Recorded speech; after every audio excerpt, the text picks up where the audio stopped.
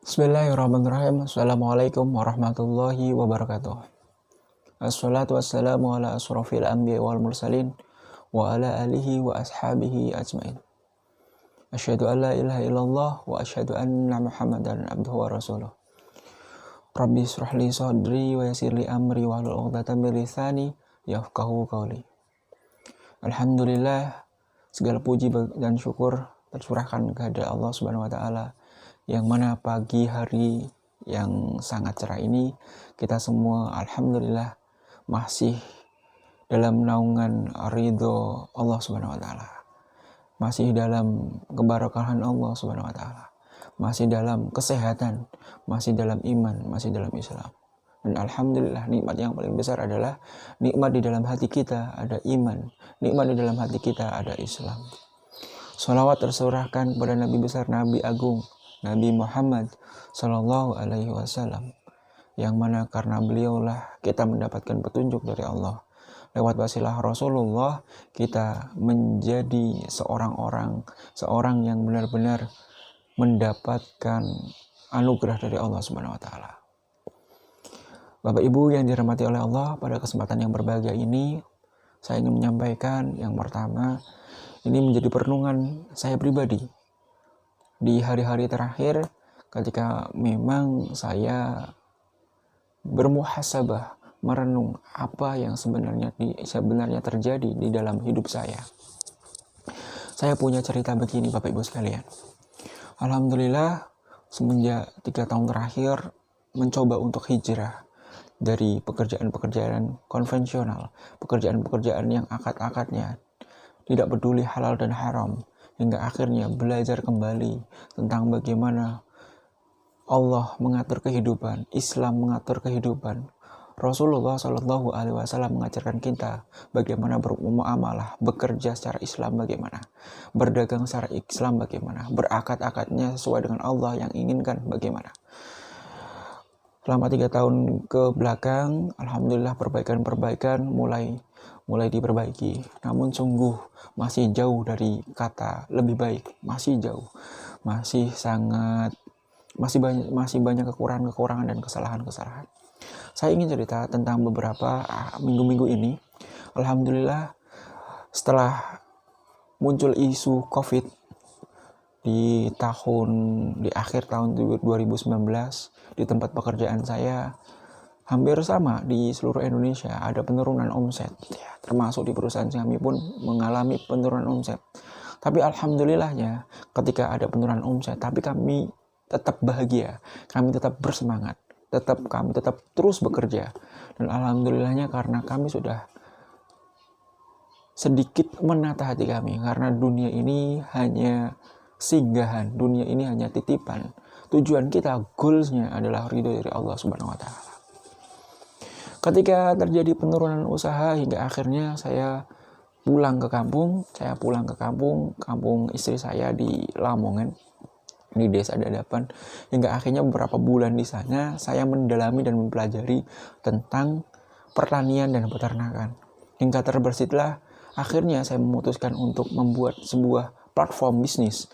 Saya membuat sebuah usaha yang alhamdulillah disokong dan disupport oleh keluarga besar. Platform bisnis itu bernama Kandang Moti Sapi. Ya, sebuah plesetan dari motivasi yang kita plesetkan menjadi moti sapi. Karena memang usaha saya di bidang peternakan sapi. Apalagi mendekati Idul Adha seperti sekarang ini, permintaan sapi biasanya banyak.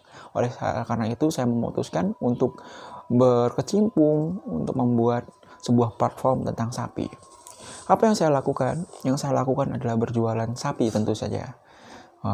Kalau saya berjualan sapi secara manual, secara biasa saja, tentu saja tidak menjadi menarik. Yang menjadi menarik adalah saya gabungkan platform Kandang Moti Sapi ini dengan keislaman yang diajarkan oleh Rasulullah Shallallahu Alaihi Wasallam. Kita sangat tahu banyak sekali peternak-peternak di Indonesia, banyak sekali petani-petani di Indonesia yang sebenarnya kalau dibekali dengan ilmu, dibekali dengan pengetahuan, itu akan menjadi sangat-sangat luar biasa. Contoh misalkan, banyak petani di desa saya, di Lamongan, di Dadapan, mereka itu setiap rumah hampir dikatakan mungkin satu rumah ini ada, sebelah ini nggak ada, mungkin ada lagi. Itu satu rumah, kemudian kelewat satu rumah itu biasanya ada kandang sapi, dan kandang sapinya di sebelah rumahnya. Makanya saya berpikir, oh kandang moti sapi kenapa nggak bisa bikin kampung moti sapi gitu. Karena semuanya punya sapi di situ.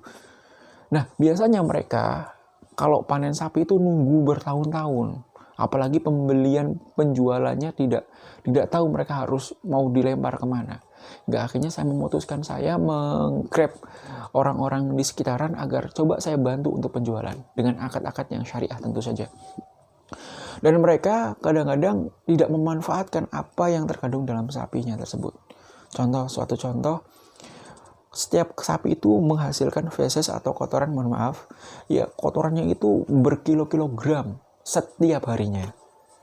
Dan mereka tidak dimanfaatkan, mereka dibuang begitu saja. Dan akhirnya tercetus dalam ide saya, kenapa ini tidak dijadikan pupuk, diolah sedemikian rupa agar dia tidak bau dan bisa digunakan untuk pertanian. Karena para petani juga sangat membutuhkan. Akhirnya berbekal dengan pengetahuan dan belajar kepada orang-orang, akhirnya saya membuat pupuk. Jadi kandang moti sapi ini sebuah kampung yang memang di situ jualan sapi, tapi memang semua olahan sapi di situ kita jual. Ada pupuk sapinya, kemudian ada air kencingnya kita buat pupuk kocor juga. Kemudian dari sapinya memang kita ada buat jual untuk menjadi daging. Kemudian untuk kulitnya, untuk ini kita semuanya olah sedemikian rupa agar memang dari hulu dan hilirnya semua menjadi bermanfaat. Alhamdulillah kita mulai dari baru tahun 2020 ini, mulai kemarin bulan Maret kita baru mulai. Alhamdulillah ya, yang menjadi yang menarik ingin saya ceritakan adalah begini, teman-teman sekalian, Bapak Ibu sekalian. Ketika saya memulai usaha, pasti semua usaha ada kendala, termasuk saya pun ada kendala. Ketika saya melakukan penjualan, alhamdulillah laku dan laris gitu. Namun menjadi problem tersendiri ketika armada di hari-hari akhir Idul Adha seperti ini biasanya menjadi satu, ongkirnya sangat mahal. Kedua, memang padat gitu, permintaan itu meningkat. Jadi kita untuk membooking sebuah armada, karena saya belum punya armada sendiri, itu sangat sulit. Nah, saya punya cerita ini sangat menarik sekali. Saya sudah laku sapinya gitu. Ada beberapa sapi yang laku, namun saya tidak memiliki armada untuk mengirim. Padahal uang sudah masuk ke rekening, kemudian saya tidak bisa mengirim sapinya. Padahal sebentar lagi menuju Idul Adha dan orangnya sudah menyampaikan, "Mas, ini bagaimana?" kan begitu. Itu tantangan tersendiri bagi saya, sangat luar biasa.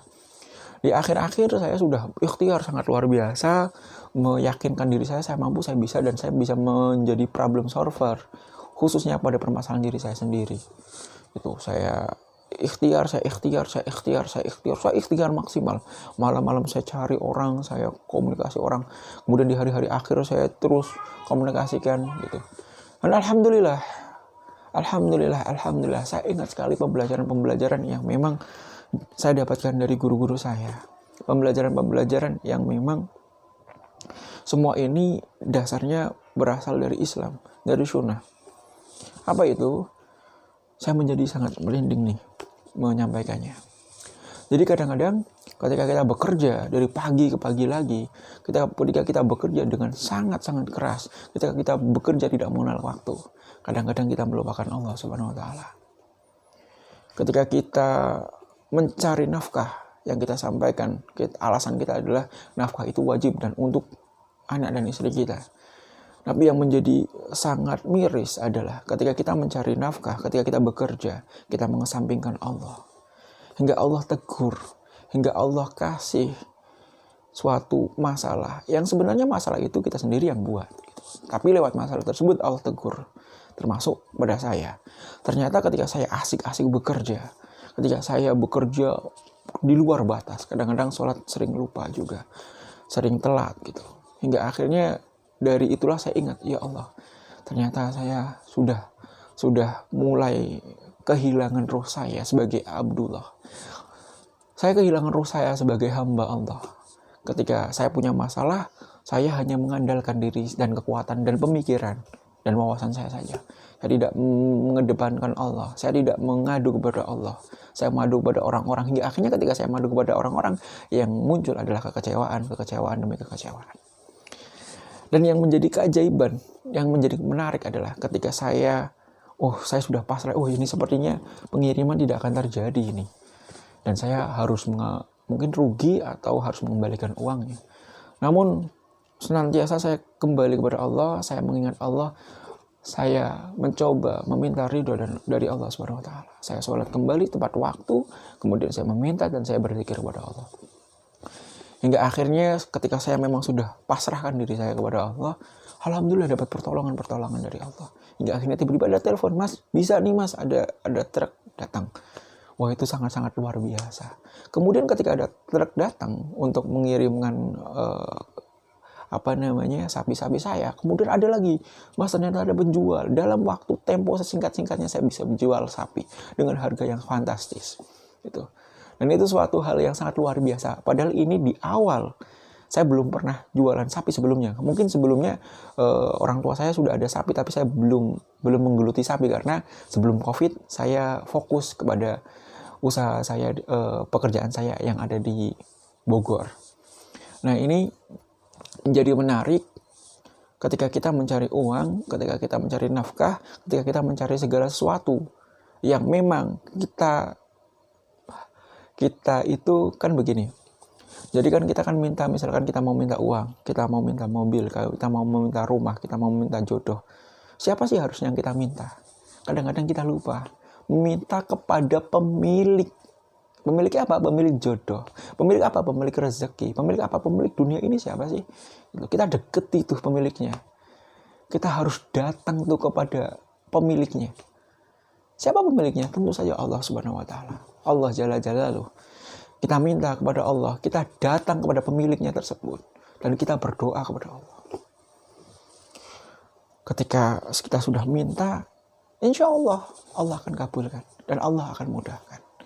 Jadi saya mengingatkan kepada diri saya sendiri agar bersegera mendekatkan diri kepada Allah dan meminta ampunan kepada Allah. Dan senantiasa pekerjaan-pekerjaan kita jangan sampai melupakan kita kepada Allah. Karena sungguh kalau kita sudah lupa kepada Allah, kalau kita lebih cinta dunia ini dan lebih cinta apapun, melebihi cinta kita terhadap Allah, bahaya, sangat berbahaya. Oleh sebab itu, pekerjaan kita sehebat apapun, sekuat apapun, jangan pernah lupakan Allah. Jangan pernah lupakan mengaji, jangan pernah melupakan syariat. Kalau kita sudah melupakan syariat, akan terjadi kesalahan-kesalahan dan problem-problem yang akan memberatkan kita. Bapak Ibu sekalian, saya mengajak Bapak Ibu sekalian ketika punya masalah, punya problem, coba deketi yang bisa menyelesaikan problem. Siapa yang bisa menyelesaikan problem? Pasti Allah SWT. Kita makhluk tidak bisa menyelesaikan problem kita. Tapi Allah bisa. Makanya deketi Allah. Dengan cara apa? Dengan cara syariat yang memang sudah diterapkan oleh Allah lewat Rasulullah SAW yang diajarkan para ulama dan kepada para alim, para guru-guru kita. Teman-teman sekalian, Bapak Ibu sekalian, saya ingin mensyadur hadis. Ini dalam kitab Muqawimat. Kitab yang saya kaji setiap hari Jumat kepada Al-Ustadz Al-Alwi. Beliau mengajarkan kepada saya membacakan sebuah hadis yang berbunyi Quran Surat Al-Imran. Surat ketiga ayat 133 yang berbunyi A'udzubillahi minasyaitonirrajim. Bismillahirrahmanirrahim. Wasari'u ila maghfiratin min rabbikum wa jannatin ardu'as samawati wal ardh uiddat lil muttaqin. Yang artinya, dan bersegeralah kamu kepada ampunan dari Tuhanmu dan kepada surga yang luasnya seluas langit dan bumi yang disediakan untuk orang-orang yang bertakwa. Ini menjadi sangat luar biasa. Kita disuruh apa? Disuruh untuk bersegera. Bersegera untuk apa? Bukan bersegera untuk mencari uang, tidak. Bersegera untuk mendekatkan kepada tokoh-tokoh dunia, tidak. Tapi bersegera untuk mendapatkan ampunan dari Allah. Kita disuruh tobat, Kita disuruh minta ampun. Minta ampunnya kepada siapa? Kita disuruh minta pertolongan. Disuruh minta pertolongan kepada siapa? Disuruh minta pertolongan kepada Allah. Agar apa? Agar masalah-masalah kita dimudahkan oleh Allah. Makanya saya mengajak kepada Bapak dan Ibu sekalian, sekarang yang punya masalah, yang punya utang, yang sekarang punya keresahan hati yang luar biasa, punya kegalauan, kesumpekan pikir, monggo silahkan datangi Allah. Datangi Allah di sholat-sholat kita, di tahajud-tahajud kita, di duha kita. Dan senantiasa kita pasrahkan pada Allah. Namun jangan lupa ketika kita berdoa kepada Allah, kita tetap wajib untuk ikhtiar. Namun ikhtiar itu jangan 100% tujuannya adalah kita yang hebat. Tujuannya adalah semuanya adalah akibat ikhtiar kita. Tidak. Kita adalah orang yang lemah, kita adalah orang yang tidak memiliki daya dan upaya apa-apa kecuali Allah Subhanahu wa taala. Semoga Allah mengampuni dosa-dosa kita, dan lagi-lagi semoga kita bisa terus mendekatkan diri kita kepada Allah Subhanahu wa taala.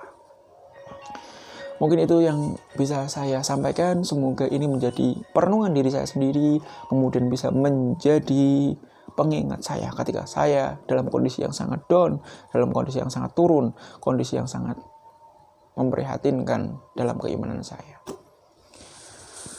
Mungkin itu yang bisa saya sampaikan. Terima kasih.